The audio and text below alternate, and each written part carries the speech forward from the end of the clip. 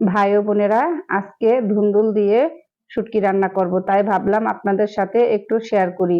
এই তো গরম তেলের মধ্যে দিয়ে দিলাম পেঁয়াজ, কাঁচামরিচ, এগুলো দেওয়া হয়ে গেছে। এখন এটাকে ভালোভাবে নাড়াচাড়া করে একটু ভেজে নিব। ভেজে নেওয়া হয়ে গেলে এটার মধ্যে আমরা আদা বাটা অ্যাড করব। আদা বাটাটা দিয়ে আরেকটু ভালোভাবে নেড়েচেড়ে নিব। তারপরে আদা বাটাটা তেলের মধ্যে একটু নাড়াচাড়া দেওয়া হয়ে গেলে এখানে আমরা শুকনো মরিচের সবকিছু মেশানো মরিচের গুঁড়া দিয়ে দিয়ে একটু পানি দিব, কারণ পানি যদি না দেয় তাহলে মরিচটা পুড়ে যায়। এই যে পানি দেওয়ার পরে এটাকে নাড়াচাড়া করব, ভালোভাবে ভালোভাবে কষিয়ে নিব। কষিয়ে নেওয়া হয়ে গেলে এখানে শুটকিগুলা দিয়ে দিব। শুটকিগুলা দিয়ে খুব ভালোভাবে এটা আরো নাড়াচাড়া করে কষাতে হবে।